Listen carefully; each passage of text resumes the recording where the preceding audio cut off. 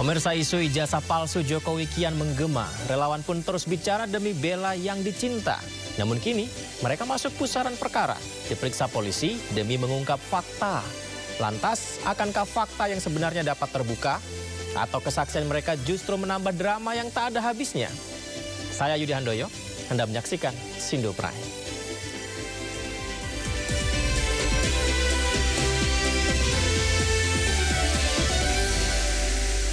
Pemirsa, Kejaksaan Agung kembali memeriksa Direktur Utama PT Sri Rejeki Isman Tekstil Iwan Kurniawan Lukminto dalam kasus dugaan korupsi pemberian kredit bank. Pagi tadi pukul 9.15, Iwan nampak datang ke gedung Bundar Jampitsus Kejagung, Jakarta. Ia, seperti yang kita saksikan ini, didampingi pengacaranya Rocky Martin.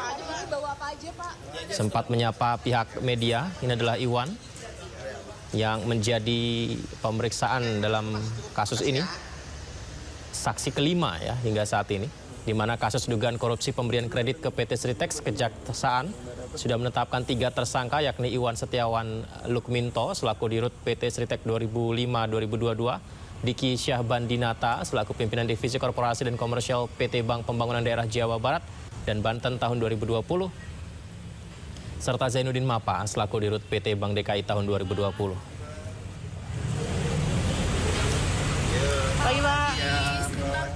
Kita ke informasi lain, pendaki asal Belanda bernama Sarah Tamar van Houten dilaporkan terjatuh saat melakukan pendakian di Gunung Rinjani, Nusa Tenggara Barat. Selain itu, Taman Nasional Gunung Rinjani juga menutup sementara pendakian.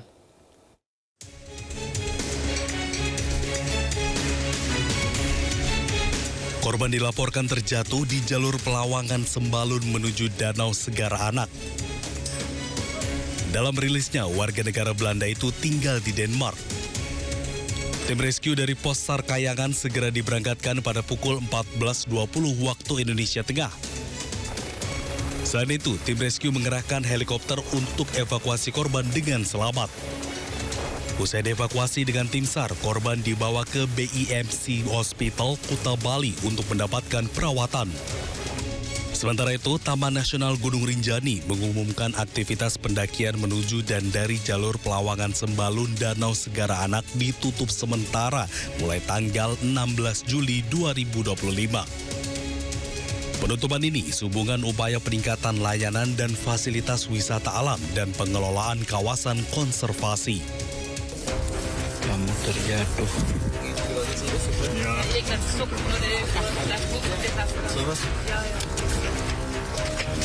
Dari sana.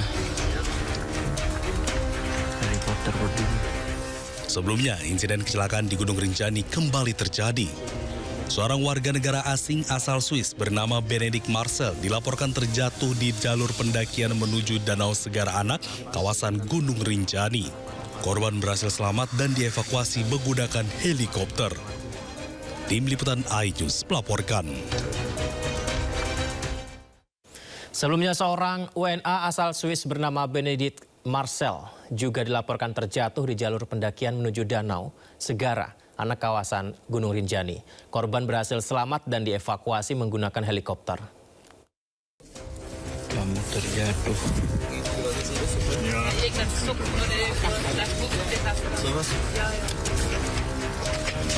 Dari sana. Helikopter berdiri. Inilah kondisi pendaki asal Swiss Benedict Marcel, 46 tahun, setelah mendapat pertolongan pertama dari rekan-rekannya saat melakukan pendakian di Gunung Rinjani Rabu pagi. Korban dilaporkan terjatuh di jalur menuju Danau Segara Anak pada pukul 11.25 waktu Indonesia Tengah oleh porter dan guide korban. Meski dilaporkan selamat, namun korban dilaporkan mengalami patah di bagian tangan dan kaki.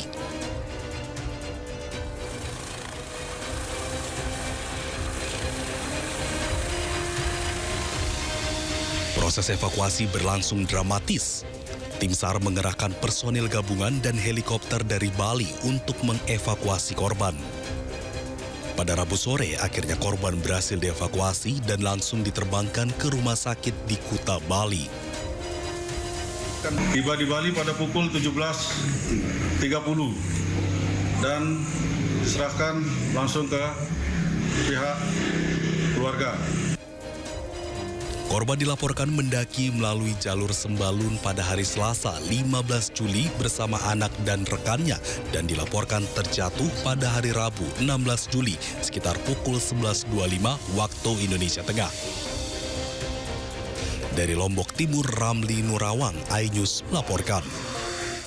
Kita ke informasi selanjutnya. Pegawai Dinas Kependudukan dan Pencatatan Sipil diduga terlibat dalam sindikat penjualan bayi ke luar negeri. Polisi menyebut masih mendalami kasus tersebut. Polda Jawa Barat telah menangkap 13 orang tersangka dalam kasus penjualan bayi ke Singapura.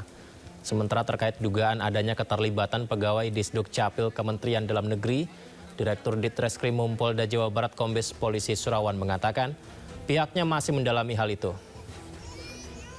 Ya, Surawan menjelaskan akan menindak tegas oknum pegawai Disduk Capil jika terbukti terlibat sesuai dengan arahan Menteri Dalam Negeri Tito Karnavian. Kemudian satu lagi keterlibatan terkait dengan Dukcapil kita akan telusuri, ya kita akan telusuri dan kita dalami, ya kenapa perbuatan berulang dari kelompok-kelompok ini begitu mudah dan sebagainya, dan ini sudah ada atensi dari Mendagri apabila ada keterlibatan dari Dukcapil untuk segera ditindak tegas dan permintaan itu juga ditujukan kepada kepolisian. Polda Jawa Barat masih memburu 3 orang yang menjadi donatur dan otak sindikat penjualan bayi ke Singapura. Polda Jabar juga akan menyelidiki jaringan pembuat dokumen imigrasi di Kalimantan Barat.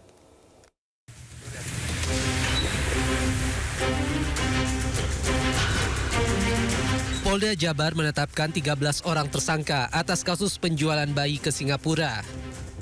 Tersangka baru berinisial Y bertindak sebagai perantara penjualan bayi. Hingga kini masih ada 3 orang yang dikejar oleh petugas yang diduga berada di Pontianak.